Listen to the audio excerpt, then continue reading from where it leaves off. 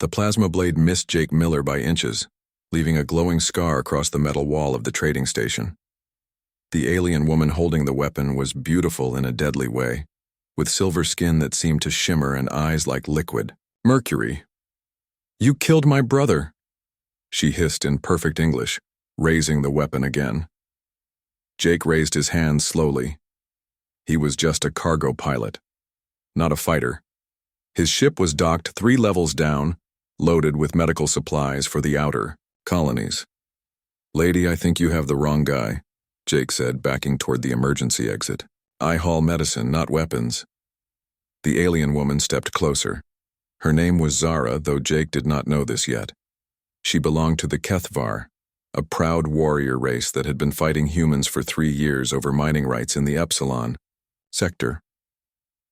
"Human ship designation Alpha 77 destroyed my brother's vessel 2 months ago," Zara said, her weapon humming with deadly energy. "You are the pilot." Jake's heart sank. He remembered that day.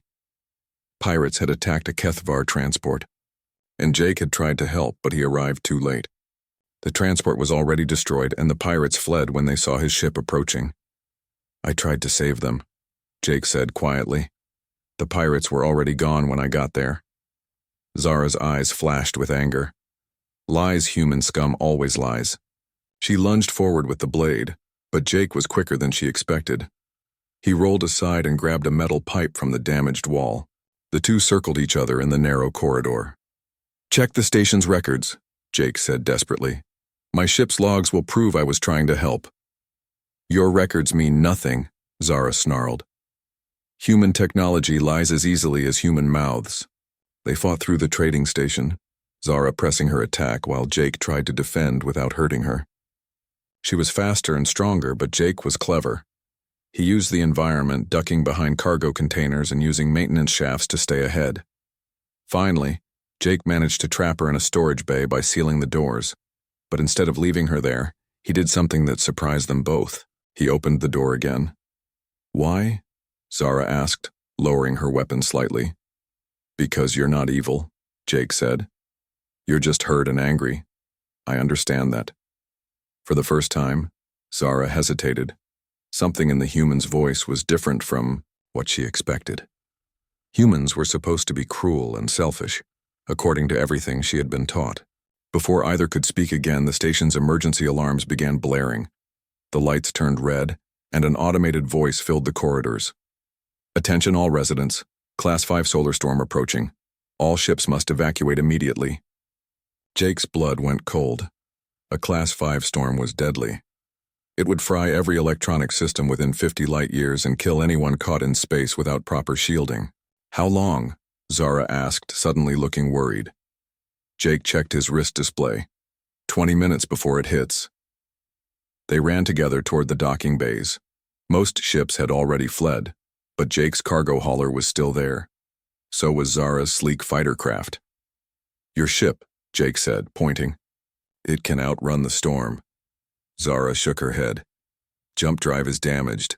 That is why I was stuck on this station." Jake made a decision that would change everything. "Come with me. My ship has full storm shielding." "Why would you help me?" Zara asked. "I tried to kill you." "Because it's the right thing to do," Jake replied simply. They ran aboard Jake's ship as the storm's edge began to hit the station. The lights flickered and died as they sealed the airlock. Jake's ship was old but well maintained, with thick armor plating and military-grade shielding that could handle the storm. As they lifted off, Zara watched the trading station disappear in a flash of electromagnetic energy. Everything left behind was destroyed. "Thank you," she said quietly. Jake nodded, focusing on his controls. They needed to find a safe place to wait out the storm, which could last several days. "There's a supply depot in the Centauri system," Jake said. "We can shelter there." But when they arrived, they found something terrible. The depot was under attack by the same pirates who had killed Zara's brother. Worse, the attackers were heading for Kethvar space, where Zara's home planet lay defenseless during the storm. "My people," Zara whispered, her silver skin turning. "Pertu, the storm will disable all our defensive systems. We will be helpless. Jake looked at his cargo manifest.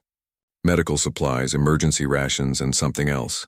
Something he had forgotten about until now. I have shield generators in my cargo hold, Jake said. Military surplus from the war, if we can get them to your planet. Impossible, Zara said. The storm will destroy any ship without full shielding, and the pirates will attack anything that moves. Jake was already changing course. Then we better move fast. What followed was the most dangerous 3 days of both their lives. Jake pushed his ship harder than ever before, racing through the storm while pirates hunted them. Zara proved to be an excellent co-pilot, her warrior training helping them avoid several ambushes. "Why are you doing this?" Zara asked during a quiet moment between battles.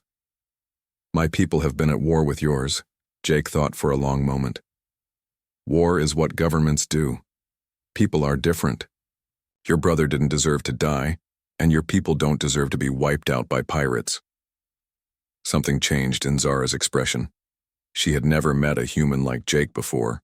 They reached HFY space just as the pirate fleet began their attack.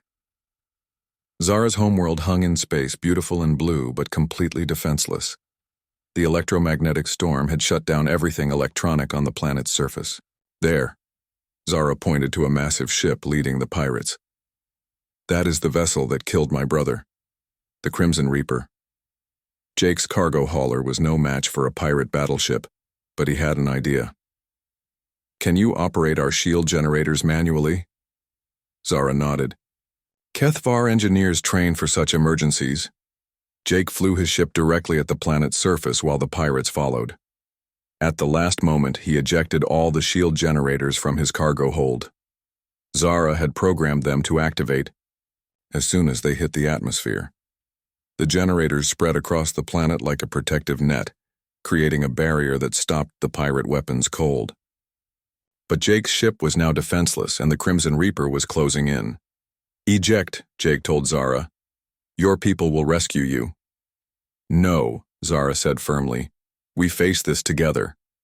The pirate ship fired its main guns, but instead of destroying Jake's hauler, something unexpected happened. The shield generators had created a feedback loop that turned the planet itself into a giant electromagnetic pulse weapon. The energy wave struck the pirate fleet and disabled every ship.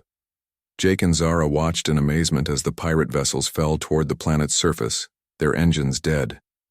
The HFY defense forces, their systems now protected by the shield network, rose to capture the surviving pirates. "You saved my world," Zara said, looking at Jake with new respect. "We saved your world," Jake corrected her. Later, after the storm had passed and the pirates were in custody, Zara stood before them. HFY High Council. Jake waited outside, unsure of his fate. "The human showed great courage," the eldest counselor said, "but he is still our enemy." "No," Zara said firmly. "He is my friend, and if we cannot tell the difference between our enemies and those who risk everything to help us, then we deserve to lose this war." The council debated for hours before reaching their decision. When Zara emerged, she was smiling.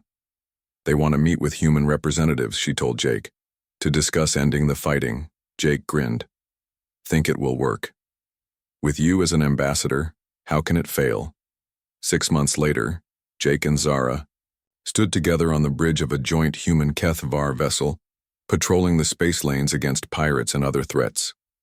The war was over, replaced by an alliance that made both species stronger. "I still cannot believe you saved my entire planet by accident," Zara said, checking the navigation display. Jake laughed. "Best accident I ever made." Their ship received a distress call from a civilian transport under attack by raiders. Jake looked at Zara, who was already powering up the weapon systems. "Ready, partner?" he asked. "Always," Zara replied. Together, they flew toward the battle, two former enemies who had become something much more valuable. They had become friends, and their friendship had changed the galaxy forever. The transport was saved, the raiders defeated, and peace continued to grow between their peoples. Sometimes the most important victories come not from trying to kill your enemies, but from choosing to save them instead. Jake had learned that lesson when he chose to help Zara escape the storm. Zara had learned it when she chose to stand with him against the pirates. Together, they proved that even in the vastness of space, individual choices could change everything. The war was over. The real adventure was just beginning.